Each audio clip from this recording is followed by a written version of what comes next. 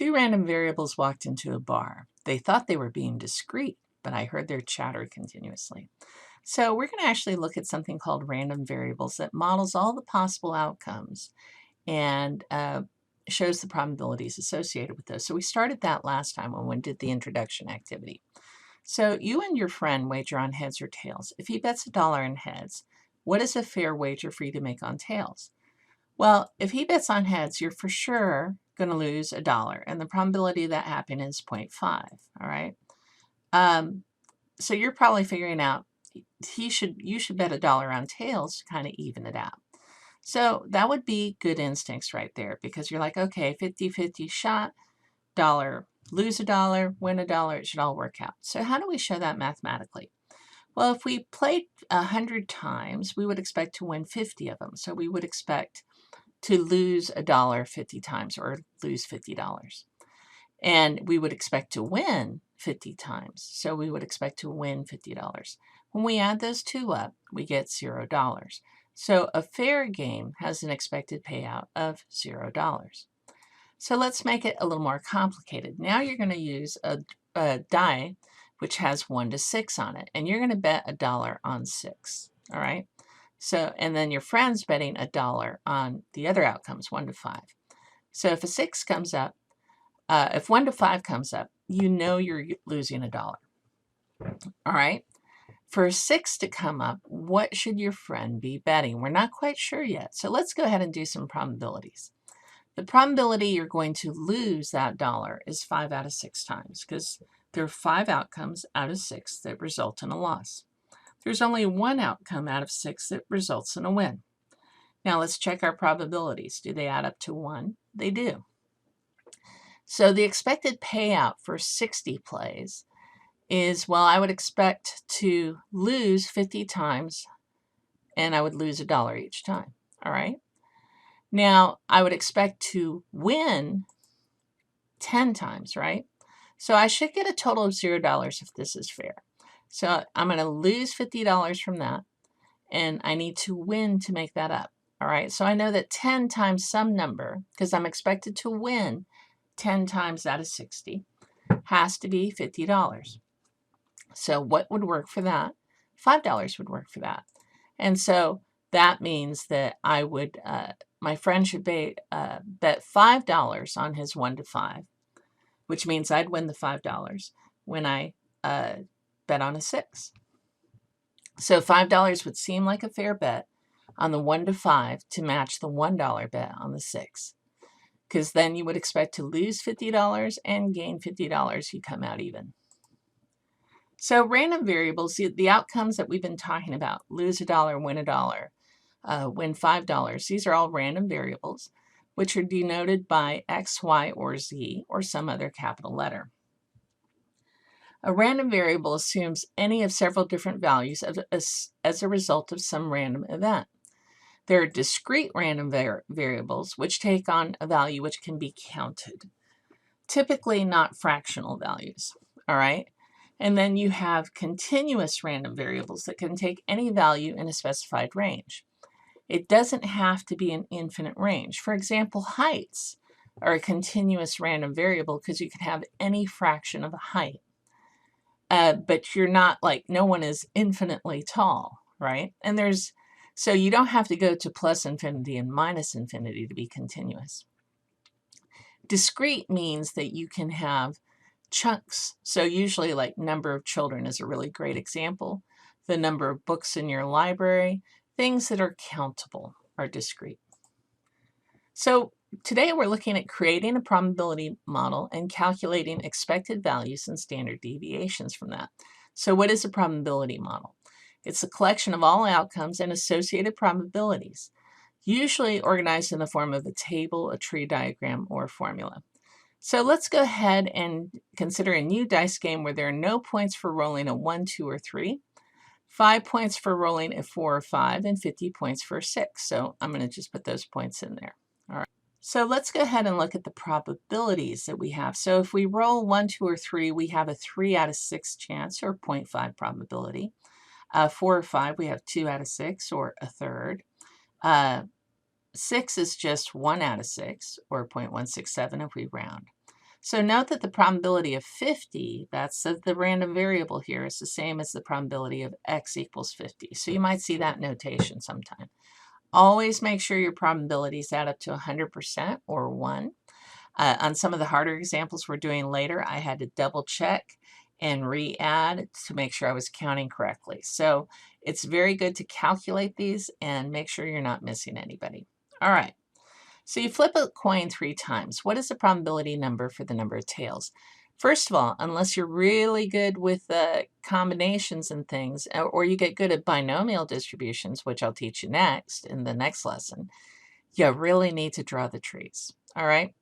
So in this case, we're flipping a coin 3 times, and luckily the probabilities are the same every single time for both success and failure. It's 50-50.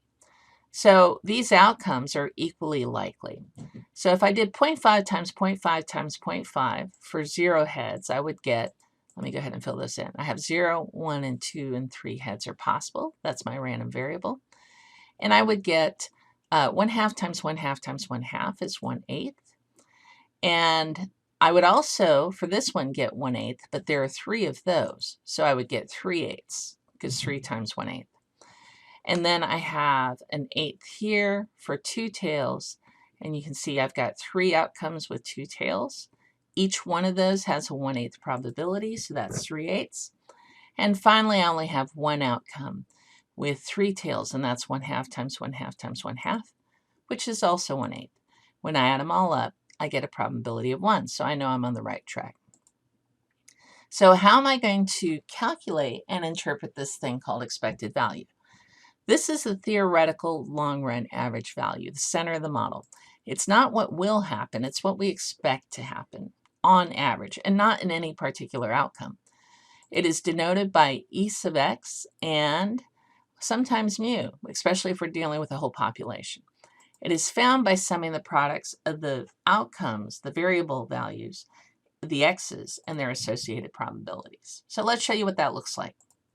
We'll go back here where we already filled in these numbers, and I just multiply straight across. All right, then add them up, and I get 12/8 or 1.5. So what is that? That is my expected value. So on average, I expect to get 1.5 tails. All right, so we really do not expect to get 1.5 tails on 3 flips.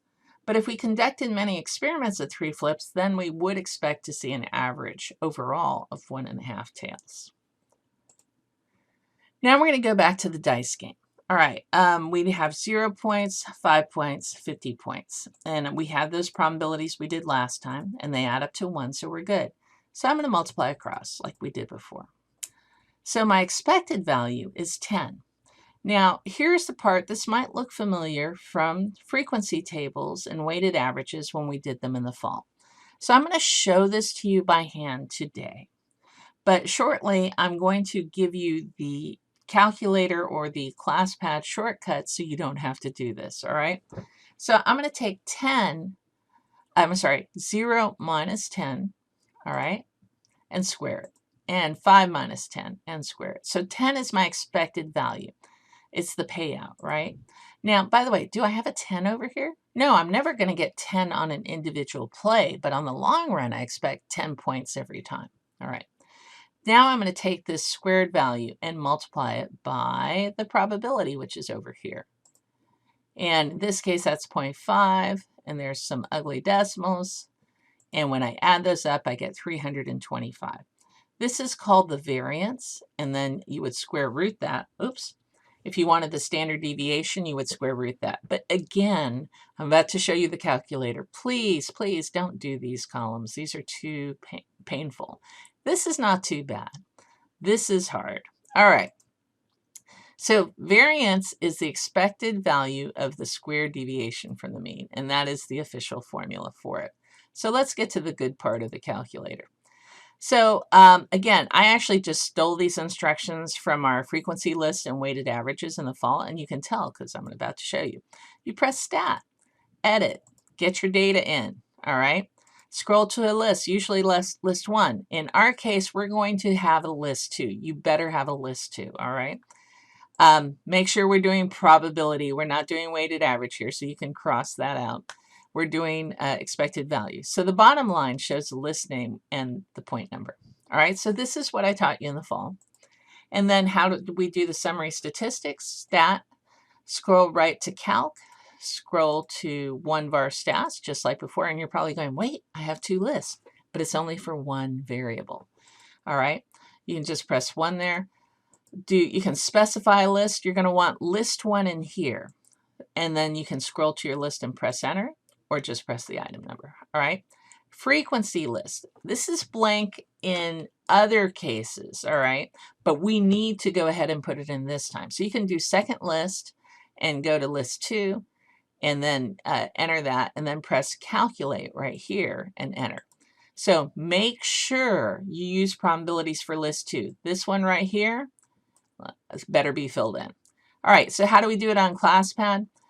Enter the items being averaged or expected valued or whatever, and enter the probability for each in column B. All right, so your random variables go in column A. Their probabilities in column B. The ClassPad doesn't know how to unswitch them, so they have to be in that order. Highlight both columns and select calculation in the statistics tab there. All right, there's calculation. Select one variable stats right there, and then click on more for full results when you get those here. All right, so there's the X bar. This is your standard deviation right here.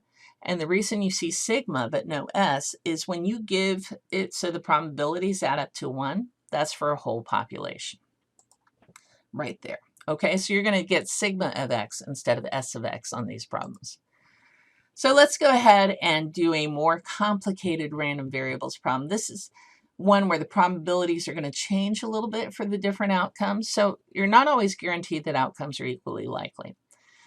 We have 2 parents decide to have children until they have 2 girls or 5 children, whichever comes first. Draw a tree diagram to help you construct the probability model.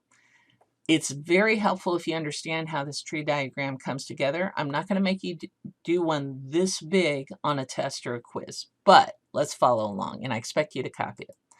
So, first kid, it's either a boy or a girl. If they have a boy, are they going to have another kid? Absolutely. They're going to try again. So now this family, they have 2 boys. Are they going to try again? Absolutely. This family has 3 boys. Let's try again. Uh-oh, 4 boys. Try again, at least get 1 girl in there. All right. But maybe you end up with 5 boys. And there you go. All right.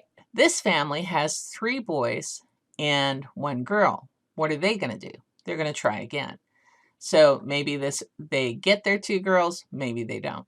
But they stop here because now they have 5 kids, either way. This family has 2 boys and a girl, so they're going to try again. If they have a boy, they still haven't gotten their 2 girls, so they're going to try again there. Here, it actually stops. So there'll be boy, boy, girl, girl, and they're like, okay, we got our 2 girls, we're done. This family has a boy and a girl. So they got on this next time, they have a 50-50 shot. So they might have another boy, in which case they're going to have a try again. And here they get the girl, but there they don't, so they got to try again there. This route, they have their girl, so they don't need to try again. They stop right here. So it's boy, girl, girl. Here, they start with a girl, so they're almost there. They try again, and half the time they're going to get that girl. Other times they're going to get the boy. And they keep trying until they have another girl or 5 kids. So girl, boy, girl and 4 boys is possible. And then the easiest way to do these is I went through each one of these. So we got 5 boys, then we got 4 boys and a girl. Let me show you. There's 5 boys. That's the first branch. 4 boys and a girl. That's the second branch. 3 boys, a girl, and then a boy. 3 boys and 2 girls. So I have all of these listed here. And how am I getting the probabilities? Well, for this one's a little easier because every time it's a 50-50. So it's just 0.5 times 0.5 times 0.5 times 0.5 times 0.5, or 0.5 to the 5th. Some of these shorter families, if you calculate the probability of boy, girl, girl, which is this one here, they only try 3 times, so it's only 0.5 to the 3rd. Now this tree gives me these results right here. So this is from the bottom half of the tree. And here I have girl and 4 boys. That's 5 kids. Each time this is 0.5. So I would do 0.5 to the 5th. It really is good to, and I probably could have put the numbers on here of 0.5 every time, except it's a little bit crowded and it's a giant tree. If your probabilities are not evenly split, you better put them on there because it does make your life a lot easier. All right, so what's the least number of kids they have is 2. And they go all the way up to 5 kids.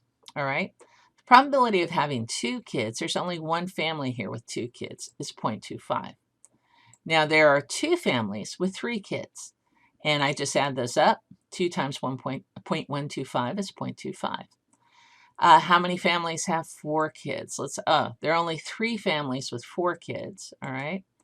And so I just take that probability and multiply it by 3. The rest of these, and there are 10 of those, have probabilities of 0.03125. And when I multiply that by 10, I get 0.3125. And so when I add them up and I double check, they do add up to 1. All right. So we can calculate the x times p sub x using the calculator and the list function. Okay, I went ahead and entered my data in a list. So let me clear this up. Stat edit. And you can see here the children in the family and their associated probabilities. If I want to calculate expected values, or well, the x times p of x, I can actually do this manually here. I'm going to say take list 1, and there's 1, and multiply it by, and you can do second list 2, that's actually faster, and then hit enter, and there are all your values. So entering those values in, we get the expected value is 3.5625, which I'll go ahead and put right here. Now, standard deviation is a pain in the butt. We're not going to do that one. You saw the previous table, so we're just going to use our calculator to do it. Now, the much easier way to calculate expected value in standard deviation, and I wouldn't do standard deviation by hand, is to make sure I really don't need this list 3, which I used earlier. All right, so I'm going to clear it. So I just need list 1, which has your x values for your random variable, and list 2, which has your probabilities for each of those random variables. Then I'm going to just hit stat, calc, 1 var stat. See that one right there? Hit enter. Make sure that list 1, your x values are in the list, and for your frequency list, put your probabilities. And there you go. Here's your average value, which is what we got when we calculated by hand. And here's your standard deviation. The reason you don't have an S of X is that's really for samples. And when you can show that all the frequencies add up, or the probabilities add up to 1, that's for a population. And so that's your standard deviation for the population. So there we have the standard deviation. And then some other questions I might ask you once you construct your table, say, hey, what's the probability they have 3 children or less? Well, the only outcomes that would count as that are if they have 2 kids or 3 kids. You just add up these probabilities. Remember, this is the column of probabilities here. So there's a 50-50 shot that they have 3 children or less. Now, I can ask you other things like, what is the number of boys in the family? I'm going to go ahead and refer to that list. You don't have to write it again, although it might be handy so you can kind of count through it. So what is the least number of boys in the family? 0. Then 1, 2, 3, 4. And the biggest family has 5 boys, all right? Or tied for biggest. So let's do the easiest ones I can think of. Let's do the 0, which is there, so that's 0.25. And then I'm going to do the 5 because there's only 2 of those, right? Oh, 5 boys, sorry. I'm doing number of boys, not number of kids. There's only one family with 5 boys. So I copy that probability in. How many families have just 1 boy? Well, we've got that one and that one. And I think that's it. Yes, so 2 times 0.125 is 0.25. How many have 2 boys? Here we go. I've got 3 of those. And I'm just, since they have the same probability every time, I just multiply that by 3. How many have, let's see, we got 4 boys. So I'm going to kind of start on this end here. And I think 4 boys, that should be about it. We had 5 families. Every time the probability was 0.03125, so I just multiplied. If these had been different probabilities, if they had been mixed, I would have just added them. I'm just multiplying to make it a little easier. And then finally, I'm left with 4 families with 3 boys, and I multiply those probabilities.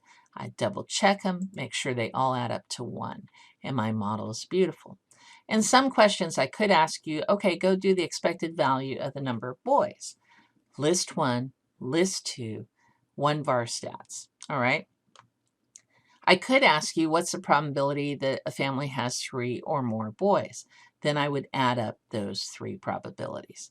So hopefully that's a good intro to actually what's considered a difficult topic, random variables.